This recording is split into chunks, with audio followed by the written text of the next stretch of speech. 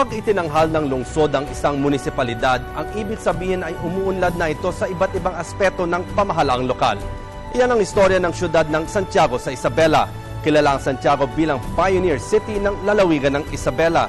Ngayong araw makakausap natin ang isang taong gustong mamuno sa siyudad na ito.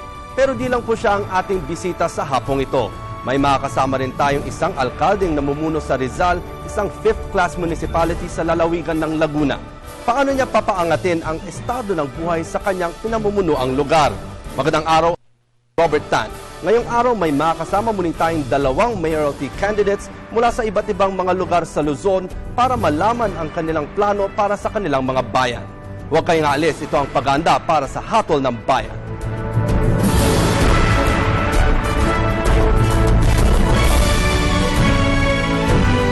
Ayon sa Local Government Code of 1991 ay namyendahan ng Republic Act 9009 noong 2007, ang isang munisipalidad ay maaaring maging isang lungsod kung makakamit dito ang 2 sa 3 pamantayan. Sa nakalipas na 2 taon ay nagkamal ng lokal na kita ang bayan ng 100 milyong piso. May lawak na 100 kilometro kwadrado ang nasasakupan. May populasyon na hindi bababa 150,000.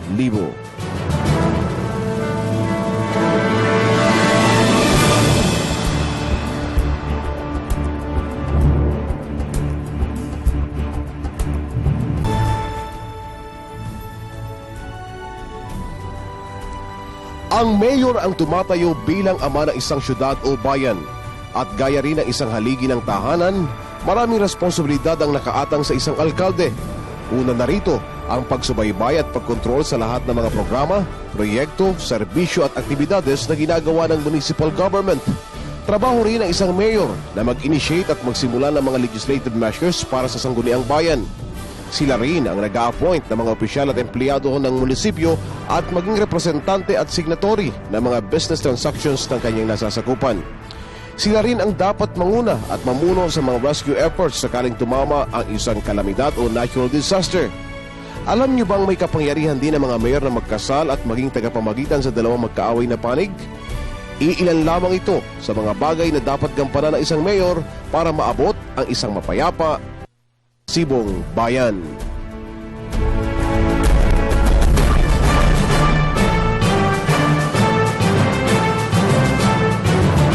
Kayo po ay nanonood ng paghahanda para sa Hatol ng Bayan. Ako si Cathy San Gabriel. Ang programang ito ay hatid sa inyo ng Media ng Bayan na pinagsanib puwersa ng People's Television, IBC, PBS Radyo ng Bayan 738 kHz, Philippine Information Agency, Philippine News Agency, and in partnership with Manila Bulletin, Informatics Diliman, and Air 21. Mapapakinggan nyo rin po kami sa PBS Radyo ng Bayan 738 kHz. Ngayong araw ay may makakasama tayong 2 mayoralty candidates. Una rito si Dr. Maximin Navarro ng Santiago, Isabela. Siya po ang anak ng incumbent mayor na si Amelita Sison Navarro. Dr. Navarro is a dermatologist by profession. He took his pre-med course at De La Salle University and finished medicine at the University of Santo Tomas. He was also a former medical officer of Santiago City from 2007 to 2011. Rin niya ngayong araw si Mayor Antonino Aurelio ng Rizal, Laguna. Mayor Aurelio served for 3 terms as Councilor of Rizal, Laguna from 1998 to 2007 and as Vice Mayor from 2007 to 2010. He got his master's degree in UP Los Baños and his doctorate degree at Colombo, Sri Lanka. He is the sole importer of Korean red ginseng marketed in the Philippine territory. He is also the president and CEO of Korean Red Ginseng Company in the Philippines. Welcome po sa inyong 2 sa paghahanda para sa Hatol ng Bayan. Okay, una-una po, alamin po natin ang inyong lugar. Can you tell us more, Doc M, about Santiago City, Isabela? Ang Santiago City po ay matatagpuan po sa Region 2. Ito po ang unang independent component city sa probinsya ng Isabela.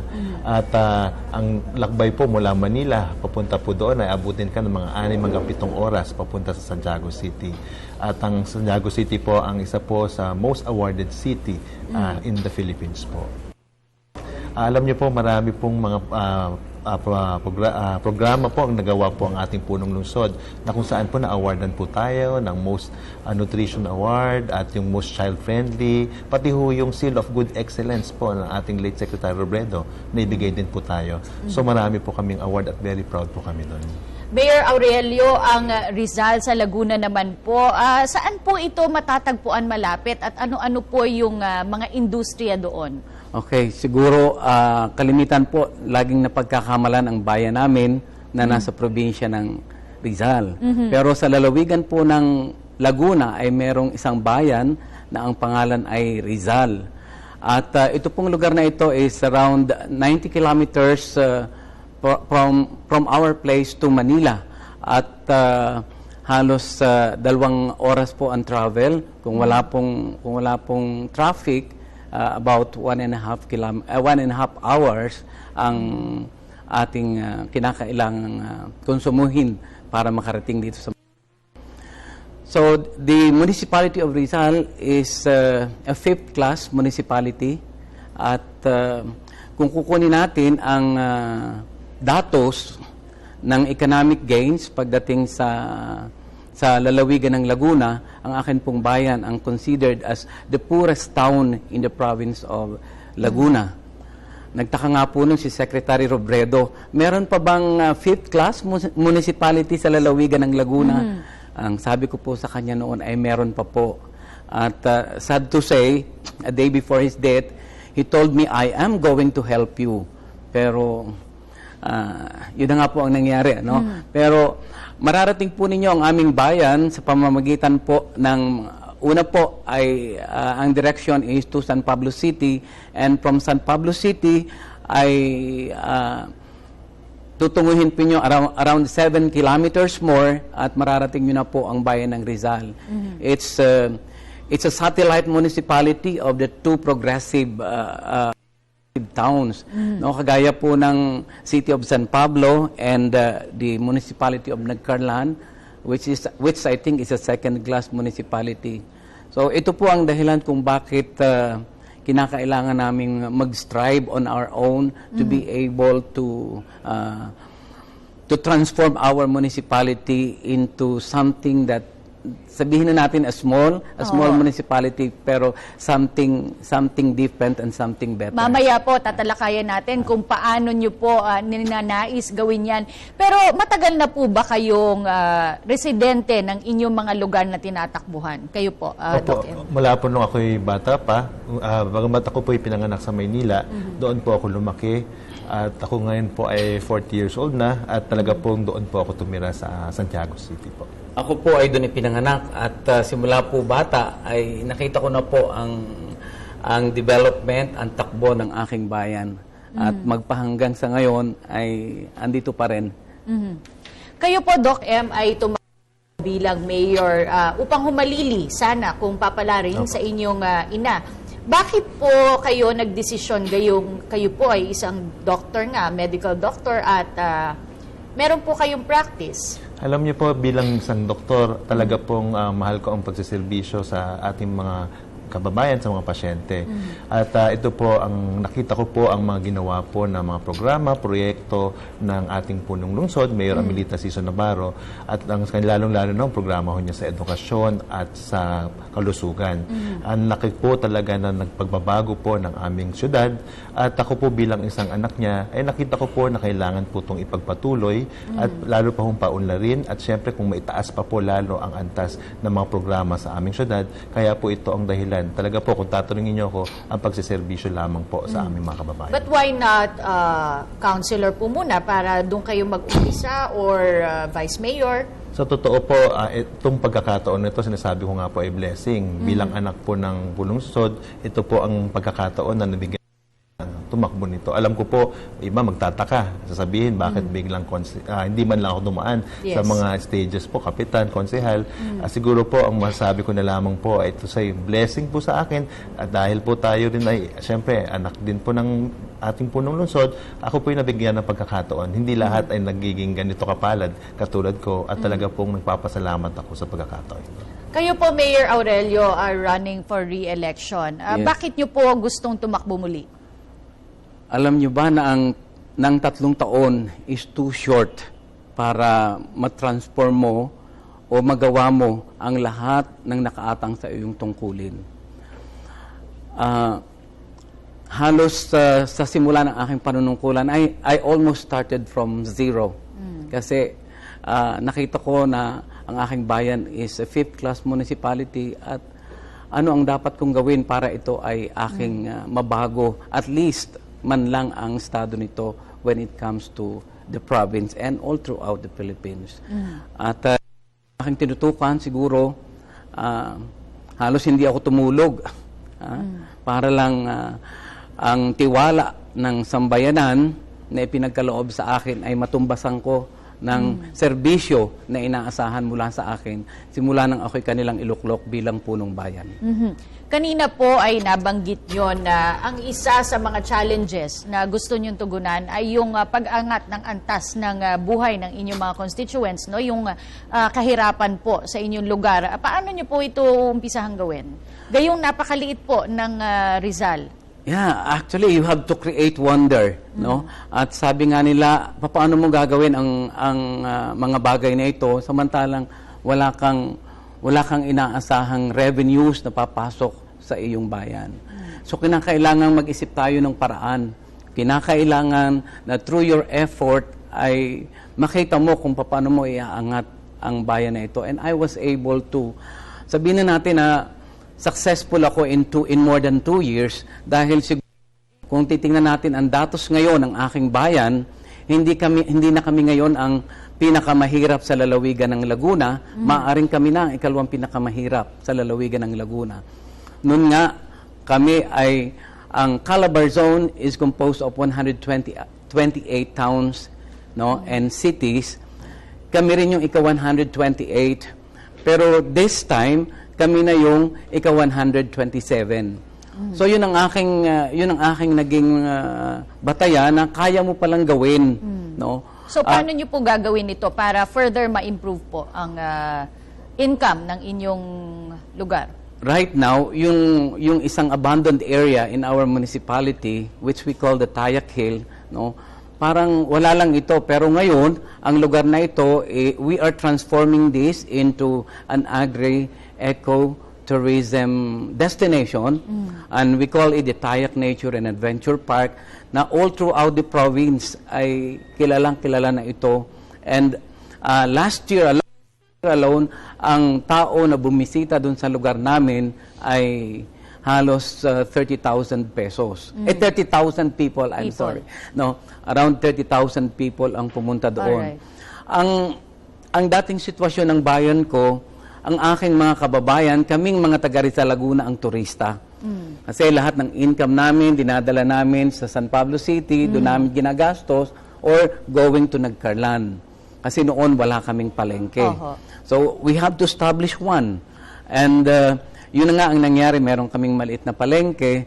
At ngayon, with this Tayak Nature and Adventure Park, yes, ang aming bayan ngayon ang pinupuntahan. Alright. Rather than kami ang pumupunta sa ibang lugar, kami ngayon ang pinupuntahan ng mga tao. Kayo po, Doc M, highly urbanized ang Santiago City. Pero with that, marami rin po, with urbanization and industrialization, marami rin pong mga problema ang sumusulpot. Ano po ang mga nakikita niyong malaking challenges sa inyo sa Santiago City? Ang isang challenge po, madalas po narinig ko sa pag-ikot ko aking mga barangay ay yung still po ang trabaho po. Siyempre marami pa rin po sa aming mga kabayan naghahanap ng trabaho. At ang for the moment po, ang ating punong lungsod po, marami hong na-invite ng mga investors po, tulad po ng mga galing po sa Maynila na talaga hong naglalaan po para hong magkaroon sila ng negosyo doon. At sa pasok po ng mga business ay mas marami hong trabaho. At the same time po, hindi ho namin sinasantabi na sa progresong to ay dapat po ay ang ating kalikasan ay hindi na kunyari nagkakaroon ng sustainable development. So dapat po kasama rin po ito. So maliban po dito, syempre isa pa ho bilang doktor, nakita ko ho talaga yung pangkalusugan. Marami ho talaga na nangangailangan pa rin po ng magkaroon ng PhilHealth. At ang aming city po, I'm proud to say na meron ho kaming 16,000 recipients of PhilHealth at kami po ang sa buong Region 2 ang may pinakamataas na bigay ng PhilHealth at magiging 21,000 po. So sana ho magkaroon kami mas magandang programa ho sa pangkalusugan sa aming bayan. Alright. Yung peace and order po, hindi po ba ito problema sa Santiago? Hindi naman po. Syudad po ay may masasabi kong orderly at peaceful po, at ang aming pong kapulisan talaga, ang PNP po ay talagang ginagawa po ang mga kanilang trabaho, kasama po ang LGU para humasug po ang kung meron hong mga kriminalidad na gaganap po sa aming bayan. Let's move on to the issue of political dynasties. Kayo po ay nagpaplanong humalili sa inyong ina. Meron po ba kayong mga ibang kamag-anak na tumatakbo or kasalukuyan nakapwesto? Meron po akong isa, yung incumbent po na city vice mayor po ay aking pong uncle. At pero ngayon po ay nag-decide po siya na tumakbo din po bilang mayoralty candidate. So siya lang po so far po yung nasa kamag-anak. What is your view on political dynasties? At yun nga, yung sinasabing pinapamana ang pwesto ng kasalukuyang last termer sa kanilang mga anak, asawa, or iba pang mga kamag-anak. Ako po, ang nakikita ko po ay hindi ko talaga tinitingnan yung sinasabi nating dynasty. Ang tinitingnan ko pong batayan po ay may nagawa ba ang nakaupo sa pwesto pang mabago ang buhay ng bawat mamamayan ng lugar na kanyang sinisilbihan. At pag nakita mong may programang to, ang gustong gawin siguro, ako bilang anak po, sasabihin natin, baka dynasty, iniisip ko, hindi po. Para lang ho pagpatuloy ito, dahil po sa totoo po ay nakakapanghinayang na kung ang bago pong papalit ay iba ho ang kanyang perspektibo at hindi niyo ho ipagpapatuloy ito. Sayang po ang binigay na effort po at sakripisyo ng nakaraang administrasyon po. Kaya ang nakikita ko lamang po is more of continuity, at the same time po, improvement pa po ng mga programa. Kayo po, Mayor Aurelio, meron po ba kayong iba mga kaanak na nakapwesto? Wala. Tanging ako lamang ang naging politiko sa aking pamilya. At siguro wala na ring susunod. Political dynasties, your thoughts on this? About political dynasty, siguro ang tanungin na lang dito natin ay ang accomplishments ng isang politiko, dahil kung nagagawa man o man ng pamilya ng politiko ang hinihingi na balik serbisyo ng ating mamamayan mula sa kanilang pagtitiwala, ay siguro ay marapat lamang na ito ay magpatuloy. No? So it will depend on the performance. Alright, marami pa tayong tatalakaying issue. Samantala po ay magbabalik ang paghahanda para sa Hatol ng Bayan.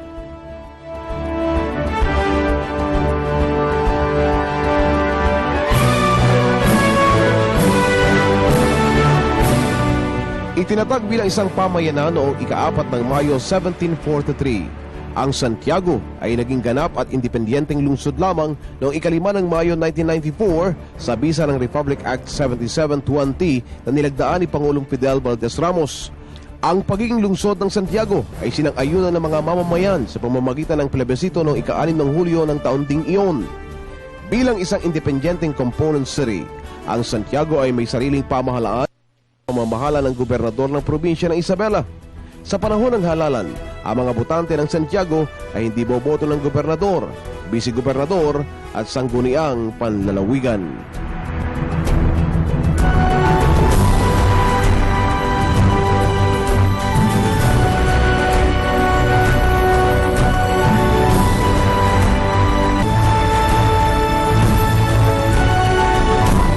Magmula nang maging kauna-unahang syudad ang Santiago sa Region 2 noong May 5, 1994, naging hudyat ito ng pag-unlad di lamang sa probinsya ng Isabela, kundi sa buong Cagayan Valley. Kumpleto ang syudad ng Santiago sa matataas na kalidad ng facilities para sa mga residente nito. Tahanan ito ng pinakamodernong ospital sa rehiyon, kabilang na ang University of Lazareth Hospital, Caliang General Hospital at Cagayan Valley Sanitarium. Malayo na rin ang narating ng Santiago sa larangan ng urbanization. Ito ang kinikilalang commercial and industrial center ng Region 2. Maraming business enterprises, banking institutions, educational entities, manufacturing at car companies na nakabase rito. Pero ang main source of livelihood pa rin sa Santiago ang agrikultura. Ilan sa mga pangunahing food crops na nagmumula sa Santiago ay ang palay, mais at iba't ibang klase ng mga prutas at gulay. Idinagdag na rin sa bagong produkto mula sa Santiago ang Muscovado Sugar na balak nilang ibenta sa lokal at international markets. Nakalagak sa 37 barangay ang higit sa 130,000 inhabitants ng Santiago City at patuloy pa ito sa pagdami dahil sa mataas na kalidad ng mga infrastruktura at paaralan dito. Nagbabalik ang paghahanda para sa Hatol ng Bayan, hatid sa ng Bayan. Kami ay napapakinggan nyo rin sa radyo ng Bayan 738 kHz. Sa unang panayam natin sa ating mga bisita, nabanggit nila na iisa ang hangad ng mga taong gustong mamuno ng isang lugar at ito ang mapaunlad at mapaangat ang lokalidad at kabuhayan ng mamamayan. From a 5th-class municipality, gustong makaabot na 1st-class municipality o kaya maging isang syudad. At bilang Gatpuno, may mga programa at plano silang pinoprovide sa probinsya katulad ng pag-attract ng investors at pag-develop ng local tourism. Bisitahin lamang ang aming Facebook page sa www.facebook.com/hatolnangbayan2013 o mag-tweet sa @hatol2013. Puntahan natin muli si Cathy San Gabriel at ating mga bisita. Cathy? Maraming salamat, Robert, at kasama pa rin natin ang mga mayoralty candidates na sina Dr. Maxime Navarro at Antonino Aurelio. Meron po tayong mga babanggitin at sabihin niyo po sa akin kung ano yung stand nyo o saloobin nyo tungkol dito sa mga ito. Unang-una po yung urban poor poverty reduction, Doc M. Sa Urban Poor Poverty Reduction, naniniwala po ako unang-una, kailangan po magkaroon ng empowerment of people. Kailangan po na bigyan mo sila ng kakayahan, edukasyon, dahil mula rito, pwede mo silang mabigyan ng motibasyon at pag meron kang mga offer na livelihood programs para sa kanila, mas madali mo silang mahikayat para mabago nila ang kanilang buhay at ang character formation ng bawat isa. Mayor Aurelio? Well, what can you expect to a poor, the poorest town? Really, we need this, no? Pero ang aking konsepto ng implementation nito is we help them once and yun bang sinasabi natin na we teach them how to fish, no? At nang sa ganoon ay wag silang maging heavily dependent on the dole out coming from the government. Cleanliness and environmental issues sa Santiago City. Siyempre, ito'y syudad na problema po bang cleanliness? Alam niyo po, proud po kami dito. One city po kami. So, kasunod nga po ng Marikina, ang aming bayan. At meron pong disiplina ang aming mga kababayan. May segregasyon po ng mga basura, mga recyclable and non-recyclable. At syempre po, meron pong pangangalaga at mga tree planting at mga even vegetable farming po sa backyard ng bawat taga-Santiago. Sa Rizal po? Okay, since we are aiming to be one of the tourist destinations in the province of Laguna, cleanliness and environmental sanitation is a must for us to implement. Kasi walang pupunta sa iyong mga turista kung mismo ang bayan mo ay hindi kakakitaan ng isang malinis na kapaligiran. And so we strongly support the environmental programs of the DNR. Siguro dahil parehong nasa kabundukan ang inyong mga lugar, disaster risk reduction, siguro paano na lang natin mapipigilan na magkaroon ng pagbabaha dun sa mga low-lying areas po na kapaligid ninyo? Opo. Kami po naman, in terms of disaster reduction, kami talagang yung kalasag, kami po yung kalasag awardee. Preparedness po talagang recognize po ang aming bayan na palaging handa. Ang madalas lang nagiging sakuna po sa amin ay pag may malalakas pong bagyo na dumadaan. Talaga pong yung pagbabaha po isa po ito, make sure lang po kami na may paghahanda po nagaganap, na abisuhan po ang aming mga kababayan. At the same time po, sinasabi yung epekto po ng dapat po talaga ng pangangalaga na magtanim ng mga puno at syempre mga basura ay wag ho tapon sa ilog. Mayor Aurelio? Regarding this issue, I confronted the Department of Social Welfare one time regarding this. Kasi sabi ko, ang concentration ng inyong assistance are on the low-lying areas. Did you ever think kung saan nanggagaling ang tubig na dumadating sa inyo sa baba? Di ba nanggagaling sa highland municipalities na kagaya namin? So, dapat ang una ninyong kakalingain at bibigyan ng maraming programa ay ang nasa highland municipalities nang sa ganoon, ang tubig na bababa diyan ay walang mga kastura, walang kasamang debris, alam mo naman na kapag ito ay ang mga ito ay sinamahan ng mga ganitong mga materyales, ang tubig na umaagos ay will be creating a very destructive force. And so at doon siguro, yun ang dahilan kung bakit siguro binigyan nila ako ng attention. They gave me the Cash for Work program, the Food for Work program to rehabilitate our mountain, no? At nang sa ganoon ay yung tubig na bababa mula sa ilog are simply the water, no? Susunod po, employment and job and income generation, jobs para sa inyong mga constituents, income generation na rin para mismo dun sa lungsod, para mag-attract ng investors sa Santiago City po. In terms of yung nabanggit ko nga po kanina, encouraging more investors po, especially from outside Santiago, para humamuhunan sa aming bayan. At papasok na rin po dito ang yung programa po ng TESDA, Technology Livelihood Programs, at mga na kung saan po matitrain po namin ang aming mga kababayan na magkaroon po sila sa kanilang negosyo at mga micro-entrepreneurship program at syempre encourage natin na meron din pong assistance ang aming city government ngayon na kung saan po binibigyan ho sila ng puhunan sa maliit na porsyento lamang na interest para ho magsimula sila ng kanilang mga negosyo. Mayor? Well, alam nyo, ito ang dapat nating tutukan at ito ang ginawa ko sa bayan ko. Kasi once this out of school youth ay walang trabaho, they are the liability of the family, they are the liability of the barangay, the liability of the municipality.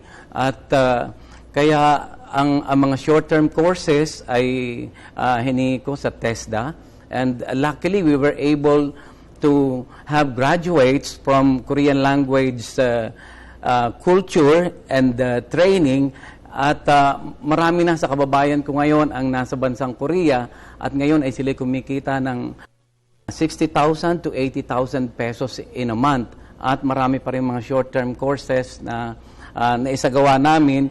Some are now in Qatar, at yun namang iba ay na gustong mag-aral, talagang 100% ang suporta ko pagdating sa edukasyon ng mga kabataan. Alright, healthcare po. Meron po bang ospital sa Rizal? Luckily, we have a small hospital.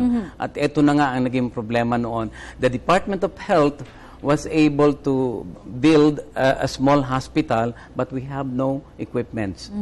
Ang ginawa ko dito, I solicited the help of private and non-government organizations like the American Rural Health Foundation based in Utah, USA, and we were able to get equipments. No, they gave us around 1,600,000 for 6,000 pesos for our equipments. And ang nakatutuwa, mismo ang aking mga kababayan na merong nag-donate ng hospital bed, merong nag-donate ng yung pang-BP, may nag-donate ng electric fan. And so, we got this very small hospital, operational, no, sa pamamagitan ng, hindi nanggaling sa pocket ng aming bayan ang mga ginamit dito mula sa iba't ibang ahensya ng gobyerno.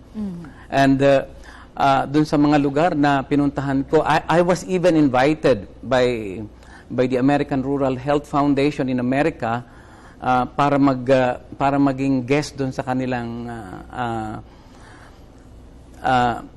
meron silang tournament, no? A golf tournament, and we are the beneficiary of that tournament. Kaya no ako'y umuwi, ang dala kong mga equipments ay pinakinabangan hindi lang ng bayan kung hindi ng mga karatig bayan ko. How about sa Santiago City, aside from yung PhilHealth cards na pinamigay ninyo, ano po yung mga pangangailangan pangkalusugan? Ano pa rin po? Care. Child care, maternal care. May mga programa na ho, meron ho kami mga programa po sa mga babies, from infant up to maternal health care up to senior citizen po, meron tayo. Kung tatanungin niyo rin po tungkol sa hospital, mapalad po kami, at may mga tertiary hospital po kami, at meron din po kami yung aming galing po sa Department of Health ng sa Cagayan basically aming government hospital, meron po kami. So tungkol naman po sa iba pang programa sa pangkalusugan, syempre ang pagpapabakuna at pangangalaga ng dental hygiene at marami po rin mga doktor na tumutulong sa aming bayan. Maswerte po kami at talaga pong marami hong mababait na mga kababayan kami hong nakikipagtulungan sa aming pong City Health Office. Yaman man lang, Mang, at napag-uusapan po natin yung kalusugan. Ano po ang pananaw nyo tungkol sa RH bill issue? Ito po ay naging mainit nitong mga nakaraang buwan. Mayor Aurelio. Sa akin po ay nating suportahan ang reproductive health dahil atin pong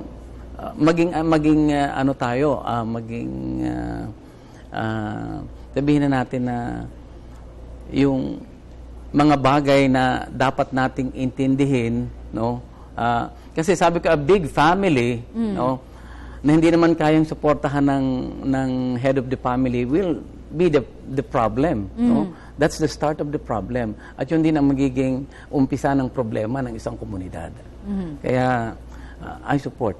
Kayo po, Dr. Ako po, pwede hong mangyari ito. Yung, siyempre, yung RH bill po, meron mga segments po doon, no, sa article na pwedeng hindi ho ako sang-ayon kung tatanungin nyo.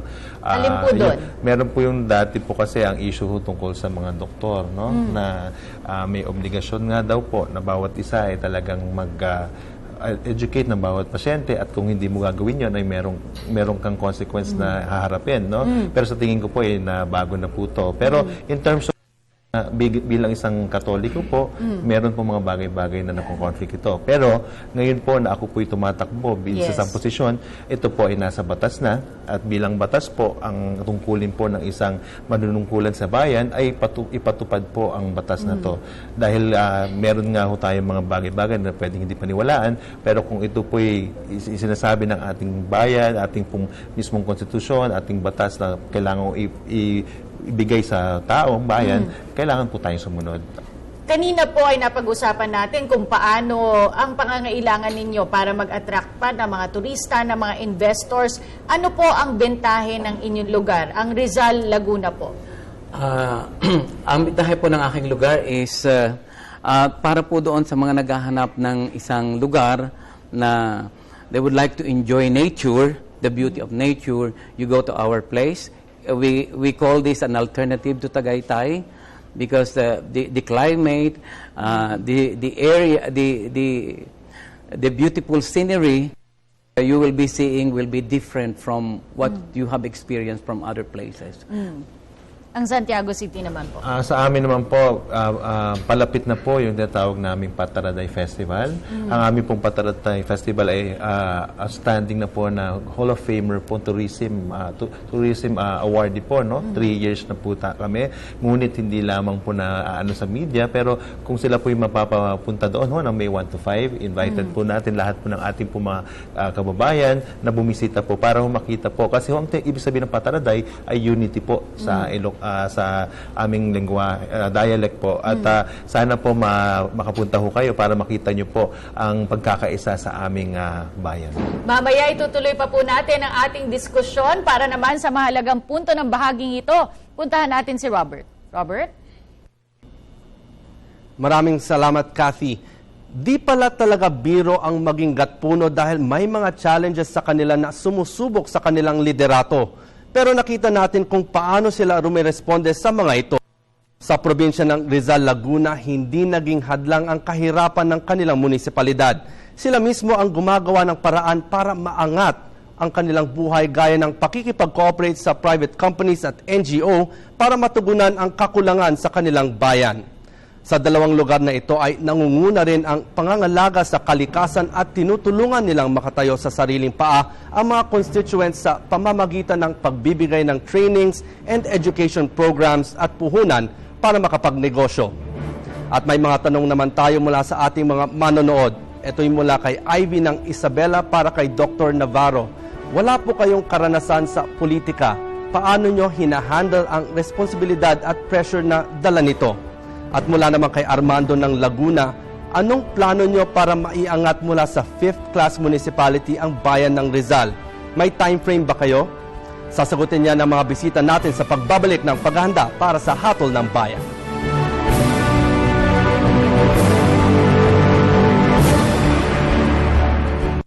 Munisipalidad sa bansa ay napapailalim sa klasifikasyon batay sa naging taunang lokal na kita nito sa loob ng 3 taon. First class municipality, 50 milyong piso o higit pa. Second class municipality, 40 hanggang 50 milyong piso. Third class municipality, 30 hanggang 40 milyong piso. Fourth class municipality, 20 hanggang 30 milyong piso. Fifth class municipality, 10 hanggang 20 milyong piso. Sixth class municipality, di aabot sa 10 milyong piso.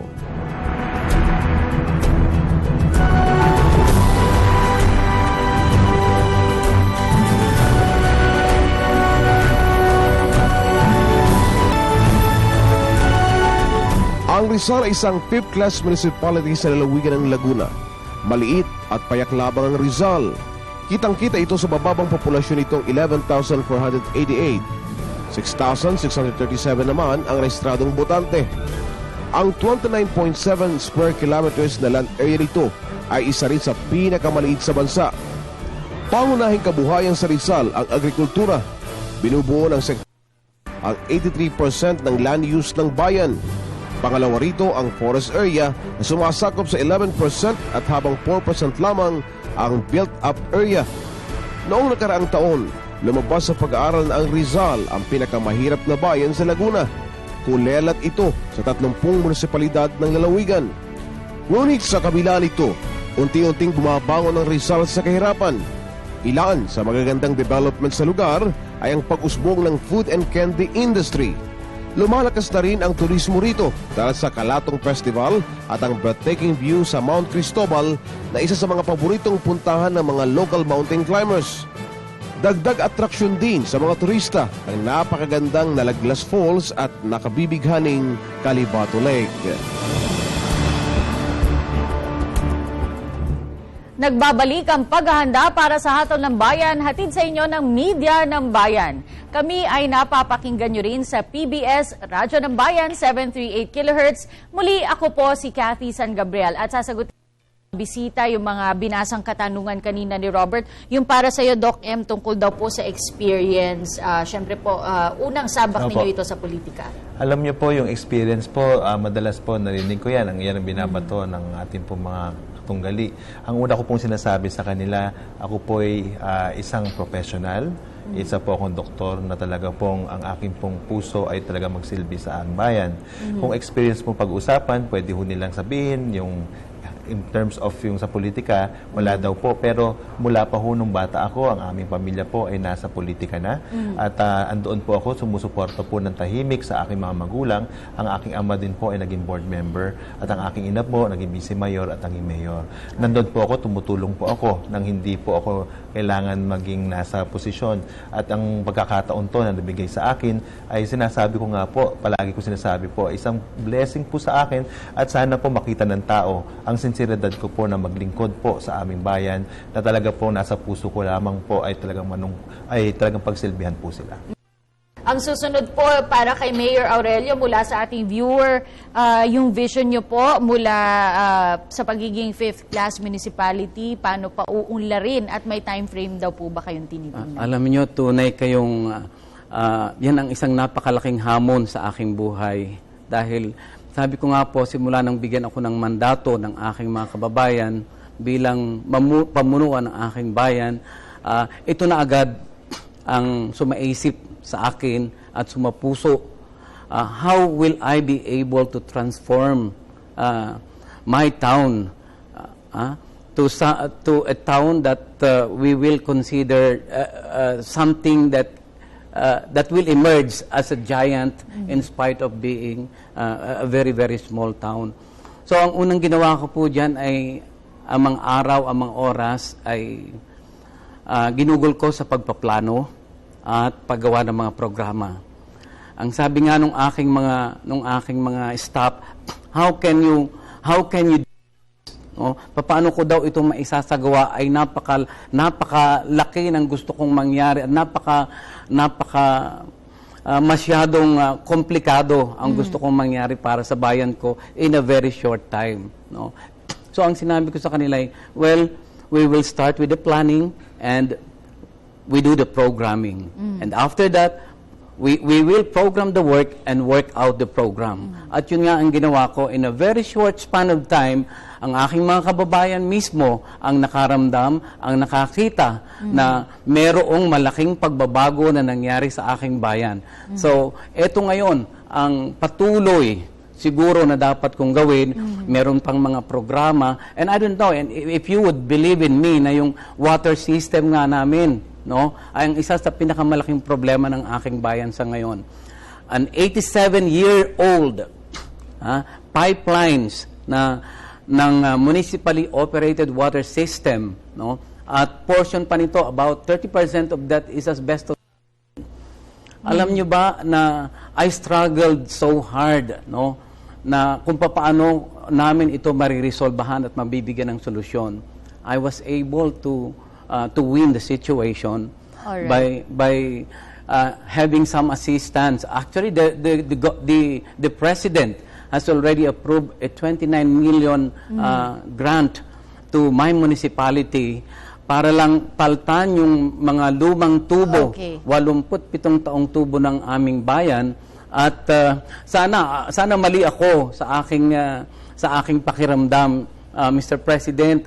Sana naman po ay tingnan ninyo ang aking bayan dahil marami na po ang nagkakasakit dito dahil lang sa tubig. Okay. Tumataas po ang aming mortality rate dahil nga po sa problemang ito. You have given us a communication at sana po ay sabi nga po sana hindi ako biktima Alright. ng politics. Okay, ang sunod naman po, issue naman pa rin ang droga. Ito po ay talamak sa problema po kinakaharap ng buong bansa. Kamusta na po ang sitwasyon sa inyong mga lokalidad sa Santiago City po? Santiago po, isa rin po ito sa isang major concern po.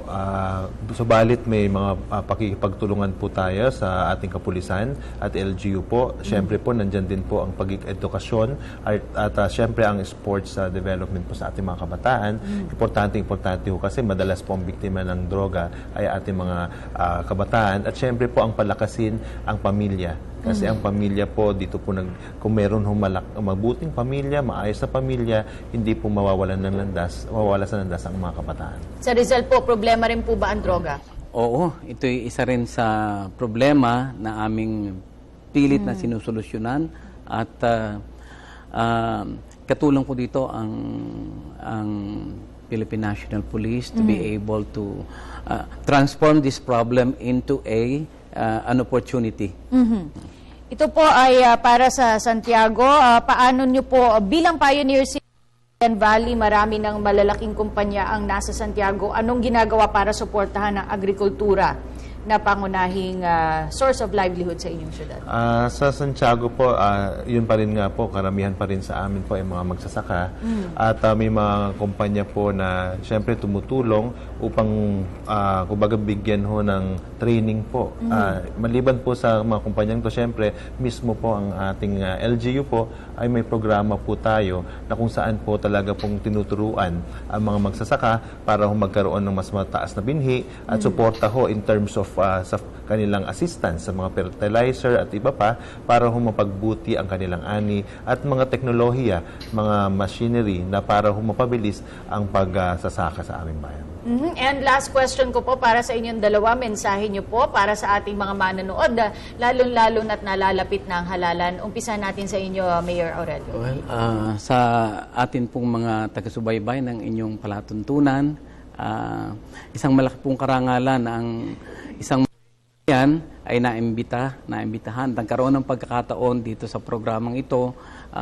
Sana po ipagpatuloy ninyo ang pagsubaybay at harinawa po ay ako ay bigyan pa rin ng mandato ng aking mga kababayan at nang sa ganun po ay may pagpatuloy ko ang minimithi naming tuloy-tuloy na asenso sa bayan ng Rizal. Alright, and Doc M?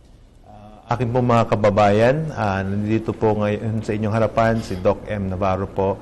Humihingi po siyempre sa inyo ng inyong suporta at siyempre po 10 po ng aking po mga kasama na si Councilor Vic Miranda, ang ating po mga kasamang si Dr. Santi Apelido at si Vinci Agabao, si Kuya Mario Espina at ang ating pong si Ate Lala Maylem, Aisen Marrero, Sherman Miguel at si Attorney Nicky Bautista, Kapitan Herson Dulay at Andong Derihe po, lahat at Hex Alvarez kami ay narito upang magsilbi po para sa inyo. Sana po ay makita nyo po ang aming sinseridad at nasa puso po namin ang ganyang pagsilbihan at syempre po pagpatuloy po ang mga programa at mga proyekto pong nasimulan ng ating punong lungsod, Mayor Amelita Sison Navarro at may angat pa po, to the max po, todo max po ang serbisyo na aming ibibigay po sa ating bayan. Sana po ay magtulungan tayo para po lalo hong maging maunlad at maayos at mapayapa po ang ating bayan. Maraming salamat po, Doc M. and Mayor Aurelio. Maraming salamat sa ibinahagi ninyong oras sa aming palatuntunan. Magbabalik pa po ang paghahanda para sa hatol ng bayan.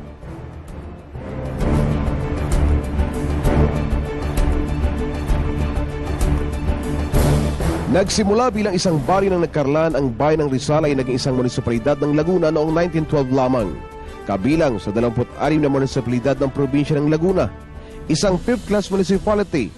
Ang bayan ng Rizal ay sumasakop sa 11 barangay na may populasyon ng mahigit 15,000 na ang pangunahing ay agrikultura.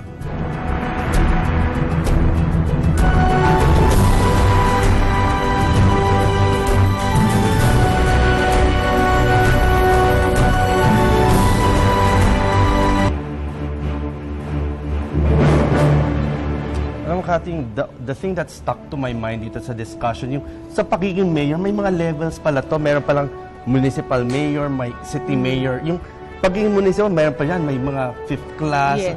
Tarang mahirap talagang tingnan na kung paano sila paunlan maging isang full city. At yung nakita nga natin dito kay Mayor Aurelio, paano siya, yung vision niya para maging isang syudad ay mahabang takbuhan o lakaran niya na yung road na tatahakin niya para dito. Ito kasi classification na ito, yung municipality, yung city, ito kasi nakadepende sa populasyon at pati yung income yes. nitong isang lokalidad.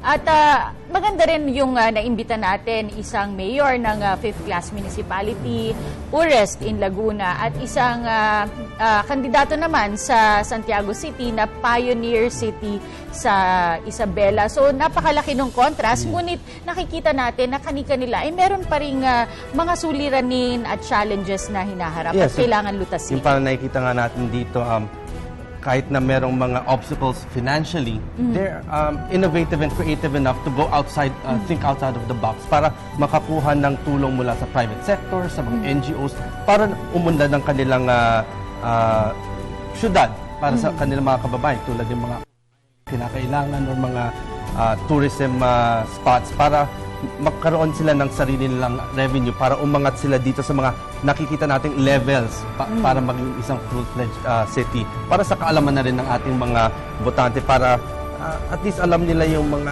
tinatahakan ng ating mga kandidato dito. Itong Rizal, Laguna at itong Santiago City, Isabela, pawang agricultural din sila, pawang meron din silang kabundukan at nakikita natin na talagang isa sa pangangailangan nila yung sustainable development. May population boom, may pag-unlad, ngunit tinutugunan ng kanilang mga leader yung pagpapanatili pa rin ng kalikasan. Maganda yan. At naway nakatulong kami sa pagpili ninyo ng tamang kandidato sa darating na halalan. Ako si Robert Tan. Pinasasalamatan po namin ang Ergo Contracts Philippines para sa ating tables and chairs. Matatagpuan sila sa 2634 Rockefeller Street, Barangay San Isidro, Makati City. Pwede ninyo silang tawagan sa numerong 843-1177 at maaari ninyong bisitahin ang website sa www.ergocontracts.com. Ako po si Cathy San Gabriel at magandang araw sa inyong lahat.